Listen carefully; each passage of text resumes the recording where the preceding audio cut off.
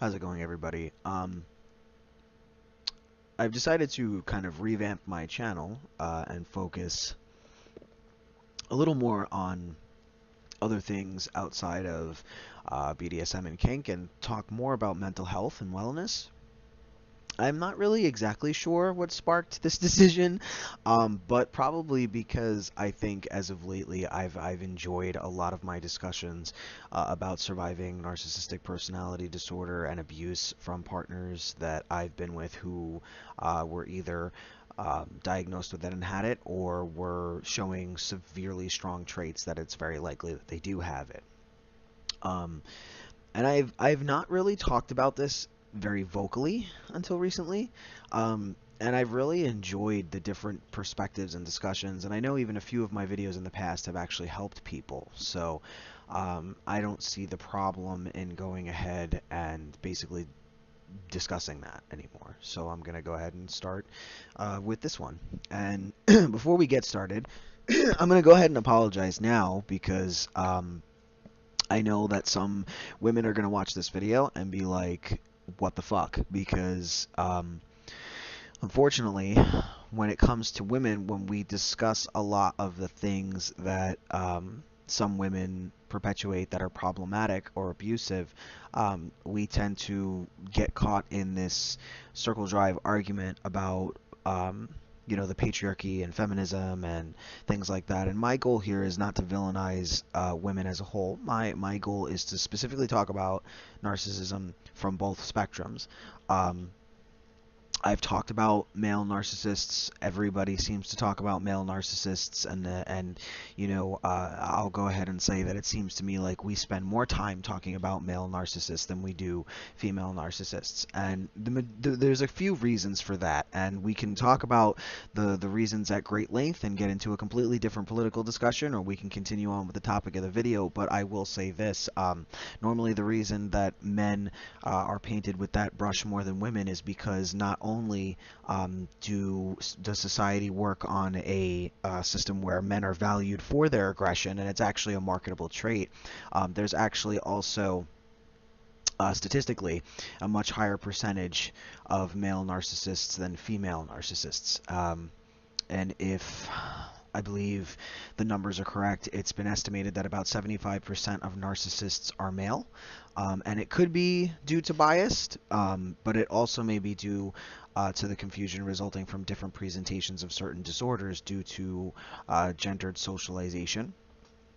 Um, but it's becoming much clearer from survivor stories that there are far more greater numbers of female narcissists than one might assume. I believe that statistically the percentages for men are, I think, about 7.7 versus 4.8 for women. Um, so, clearly that's not because men are evil and women are sanctified. It just so happens to be that men are conditioned different than women in larger society. And the truth of the matter is, it's a lot more marketable and lucrative for a man who could care less about his family, his wife, or whatever, than his job, than it would be for a woman to be in that position. I do believe that there are certain things in society that set the tone for that. But again, this is not to put one over the other. This is just to specifically address this particular issue. And when we talk about narcissism today, we're going to talk about the women. So um, now, when it comes to female narcissists, it's pretty easy to overlook them.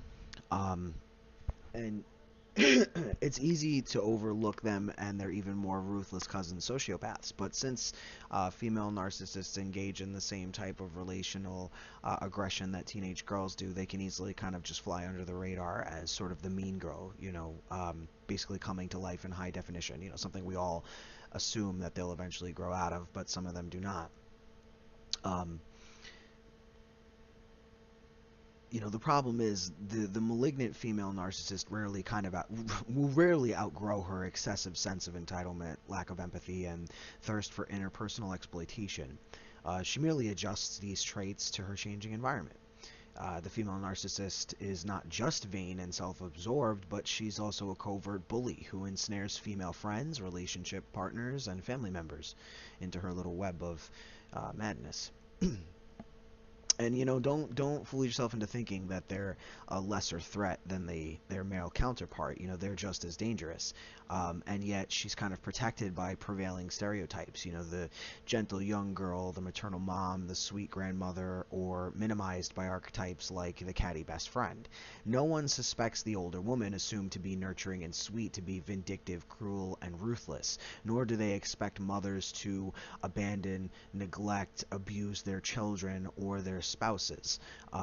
Yet, what happens when the demented narcissistic mother drives her adult children to suicide after years of chronic childhood abuse, or when the catty best friend, from middle school becomes the conniving coworker in the corporate world, employing underhanded tactics to sabotage her colleagues, or when the malignant narcissist girlfriend uses her harem of male admirers to terrorize her partner.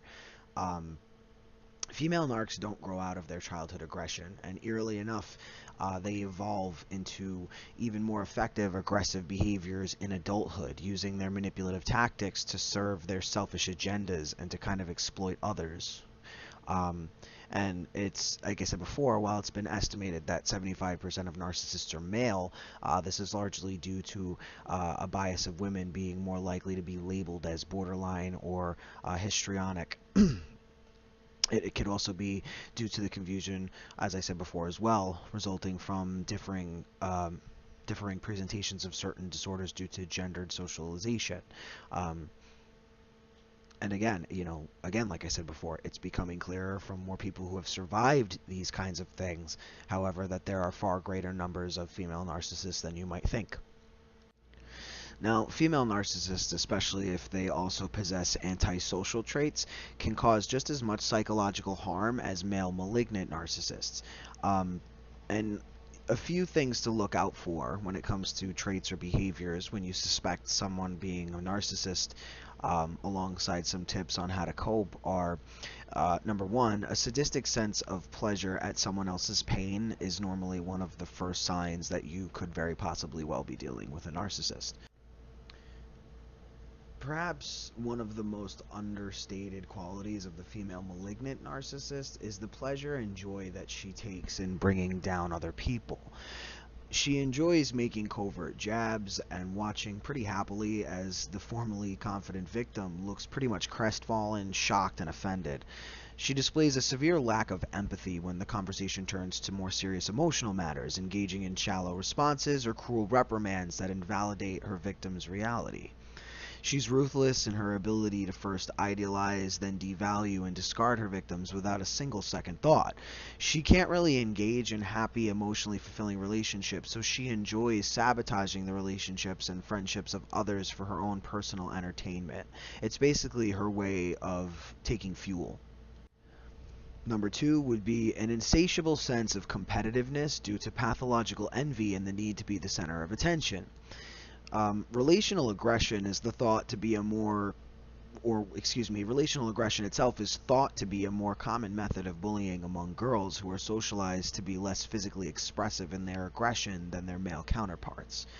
The female malignant narcissist really is no different, and in fact, perhaps some of her most abusive tactics are pretty much deployed in the realm of female friendships. In her group of female friends, the female malignant narcissist scopes out who is a threat and who is a blind follower.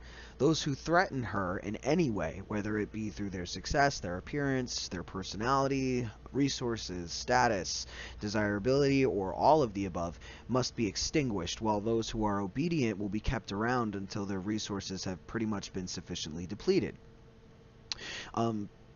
To the female narcissist, those who present a threat are initially placed on a pedestal to keep up appearances in the social circle, but then later on set up to fail and pretty much thrown away. The malignant female narcissist's starry-eyed admiration of her target is soon revealed to bear an undercurrent of contempt, envy, and rage.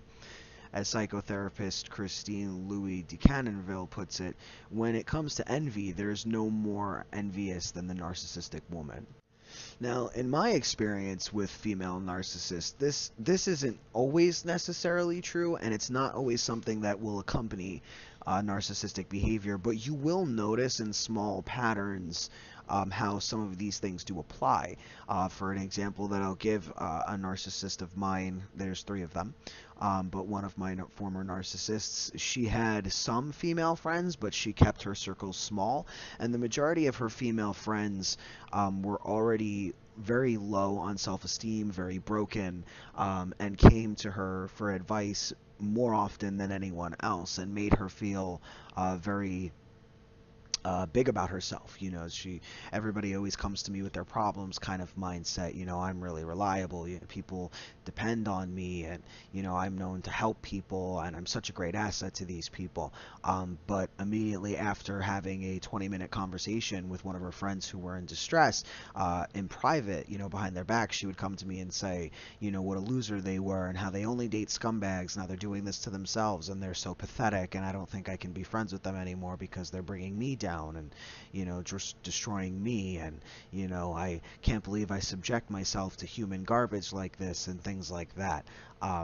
Which the black and white and back and forth and wishy-washy was one of my signs, alongside a lot of the little things she'd say. So it really depends on the type of person.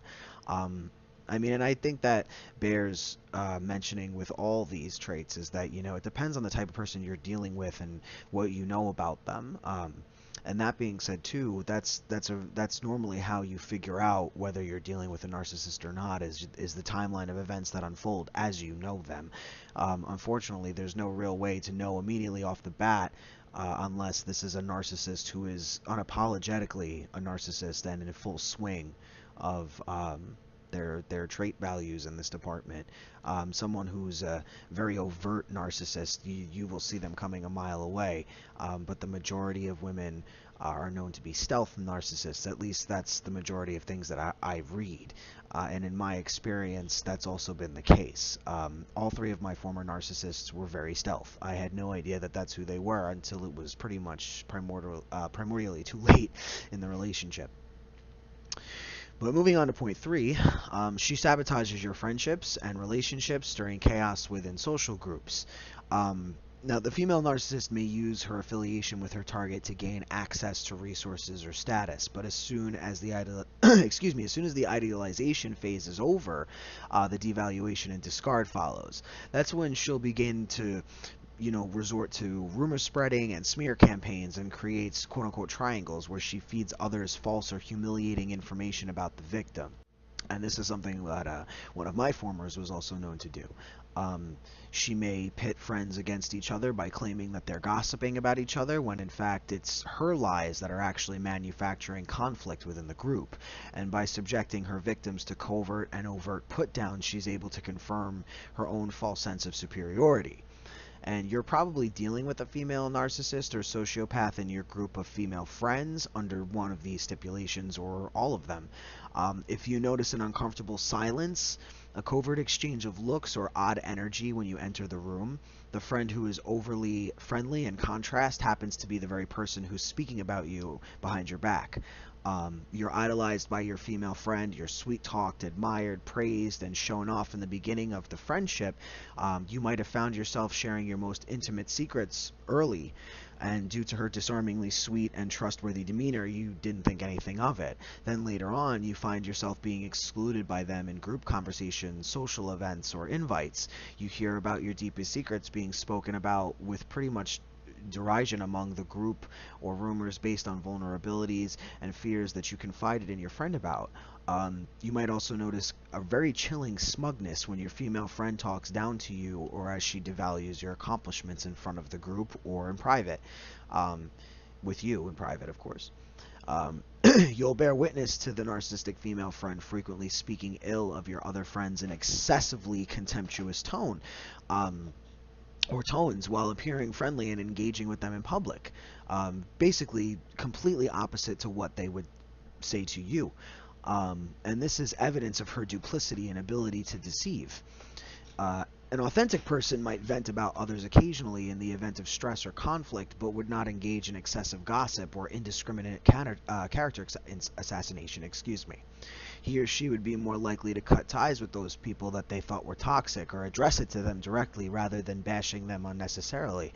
And make no mistake, the way they're speaking about others is the way that they will eventually talk about you. Another point would be that she has an obsession with her appearance as well as a high level of materialism and superficiality. It could be one of these things, or it could be all of them, or it could be interchangeable among the three. This could also translate into a haughty sense of intellectual superiority if the narcissist in question is more cerebral than somatic, focused more on her mind than her body. And this was noted in an article written by Christine Hammond, the difference between male and female narcissists. The female narcissist battles with other females for dominance. She sees every woman as either below her or an obstacle that she needs to get out of her way. And while male narcissists use their charm along with their appearance to achieve their goals, females use it to gain superiority. Female narcissists fit the femme fatale stereotype pretty well. They're also known as black widows. Many of them are conventionally attractive and, much like male somatic narcissists, use their sexuality to their advantage. Some females in our society are also socialized to objectify themselves. The female narcissist follows this social norm to use whatever physical assets she has to assert her power. Going back to Christine Hammond again, she also observes that while males are more likely to obtain money, female narcissists tend to excessively spend it, or they in particularly tend to spend others' money. When they have money, they tend to save it very, very strategically, and they will come off as very financially stable. They won't come off as immediately frigid, but they'll often act like anything that their partners, their friends, or family members want in life that requires a financial investment of any kind is unreasonable, and just spending stupid, basically. They tend to financially belittle others and brag about their ability to be financially sound. In regards to female narcissists who tend to spend excessively, this is probably something that will result in a highly materialistic female narcissist who enjoys adorning herself with the best designer clothing, indulging in luxuries at the expense of her loved ones, or allowing herself to be excessively catered to by a wealthy significant other. Female narcissists can also accumulate their own wealth and use it as an indication of her superiority as well. For the more cerebral narcissist, the female in question might use her accumulation of credentials, degrees, and accomplishments to basically control and terrorize others. My former narcissist worked in mental health, so her biggest thing was, it's not me that's crazy, it's you that's crazy, and I have, the education to prove that. I may not have a PhD, but I know enough, and, at my job, I'm a counselor, so I'm qualified to diagnose you. And to give another example, a narcissistic female professor may routinely subject her students to hypercriticism, bullying, and cruel taunts under the guise of constructive criticism, usually targeting her most talented and brilliant female students in the classroom. And this is because despite her own expertise and position of power, she is still threatened by any other female whose intellect may surpass hers. Number 5 would be a blatant disregard for the boundaries of intimate relationships, including her own. And in keeping, with typical narcissistic behavior, regardless of gender, the female narcissist is likely to have a harem of admirers, basically consisting of exes that never seem to go away, admirers who always seem to lurk in the background, complete strangers that she ensnares into her web. She might even be a sex worker. She could be a cam girl, or she could be, a Tumblr porn star, or an Instagram celebrity. She could be a cash dominatrix or a cash submissive. Basically, she frequently creates love triangles with her and significant others and other males or females, depending on her sexual orientation. And she does this to ensnare them into her web and to evoke jealousy in her romantic partner or partners. She rejoices in male attention and boasts about being the object of desire, or at the very least relishes in it and makes it obvious that she relishes in it.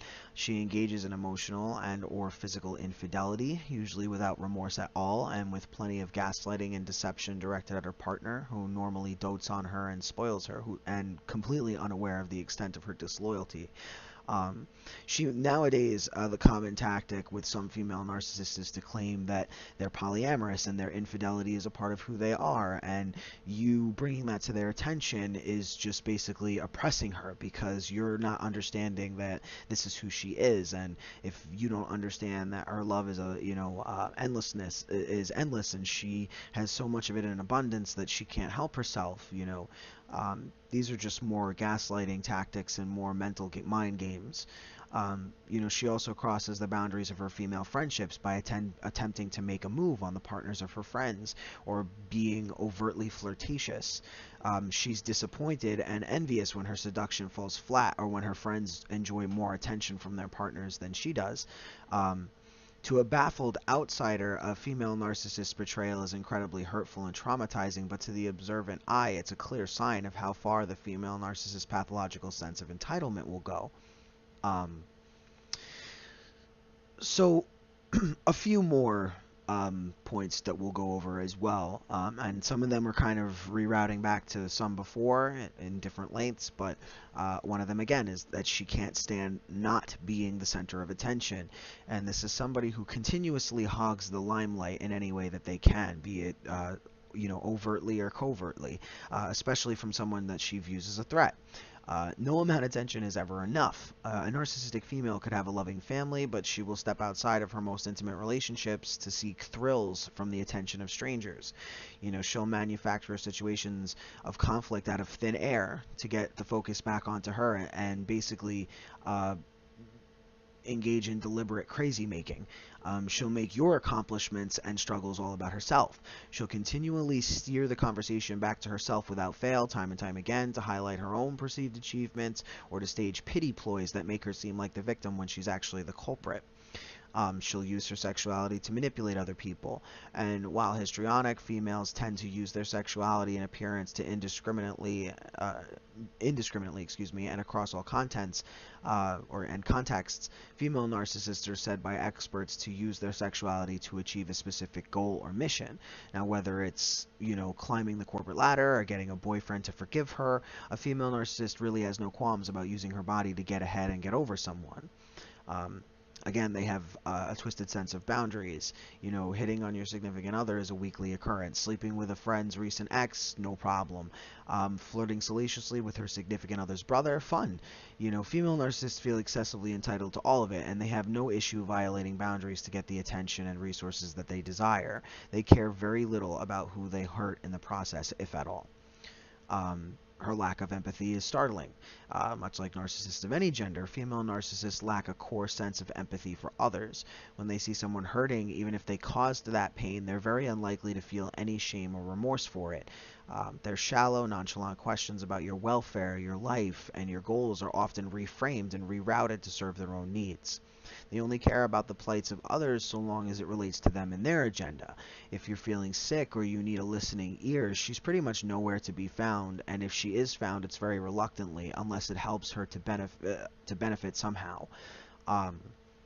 And they see others, number 5, like their own children, as extensions of themselves. Narcissistic females as mothers can be really horrific and self-centered. They treat their children as objects and praise them only to the extent where their children meet their needs. Otherwise, their children are pretty much devalued, ignored, abused, and neglected.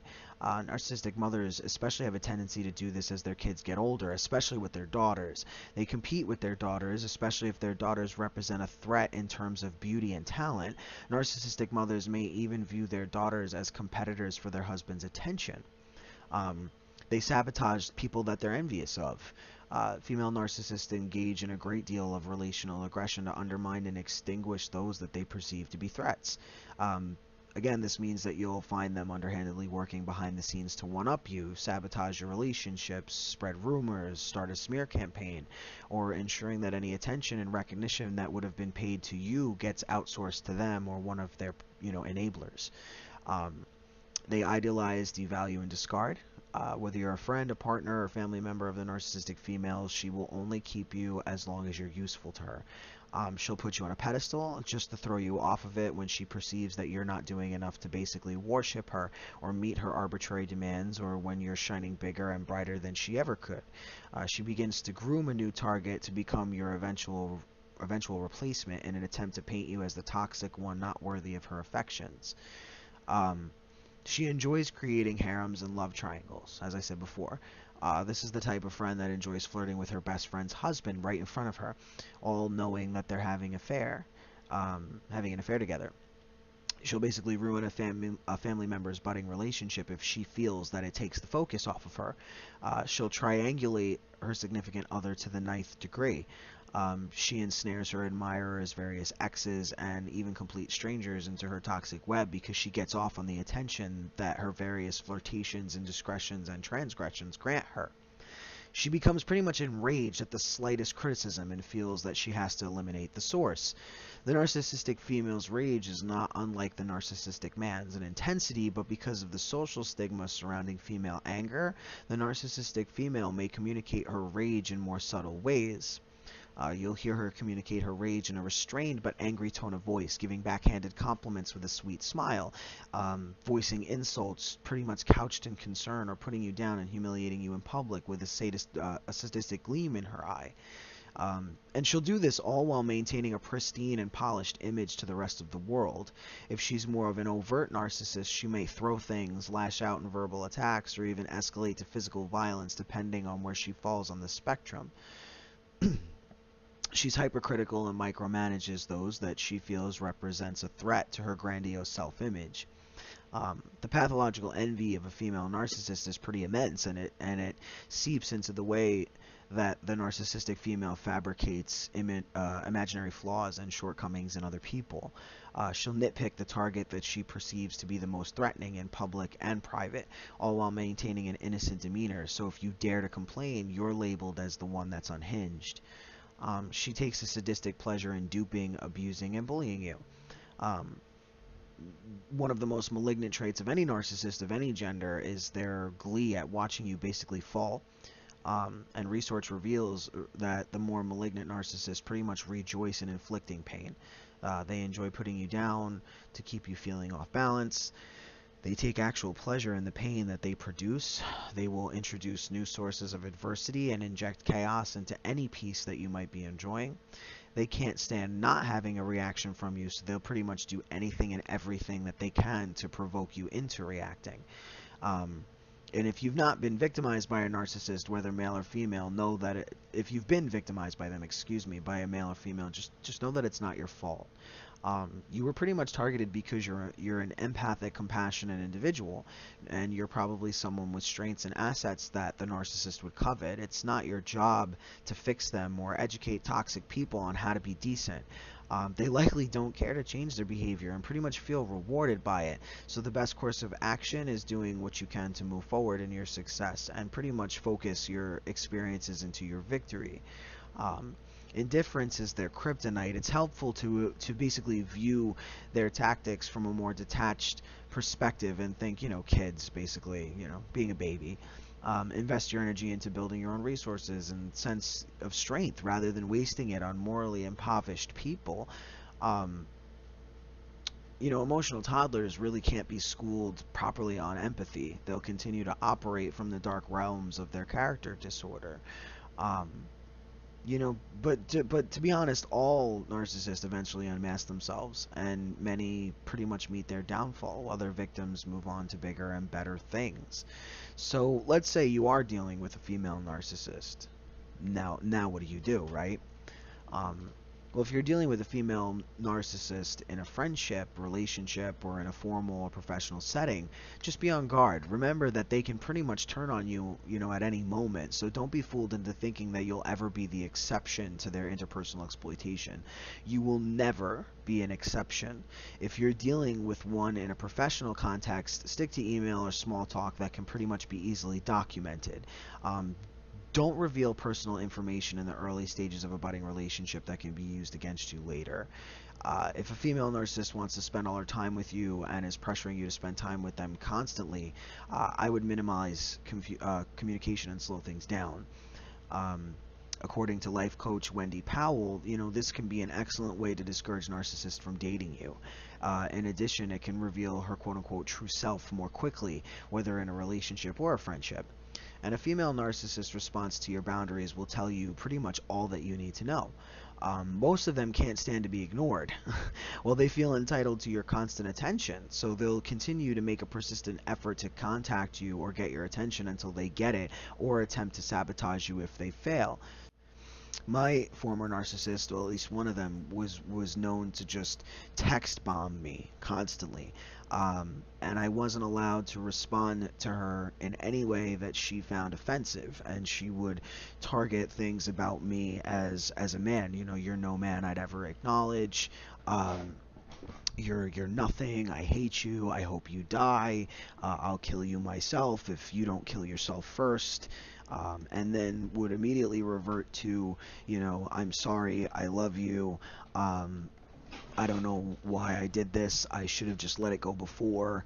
And then, you know, if that didn't work, suddenly it would become, you know, I'm abusive and I'm telling everyone, and see, you just ignore me and you do this on purpose, and this is part of your mind game that you put me through.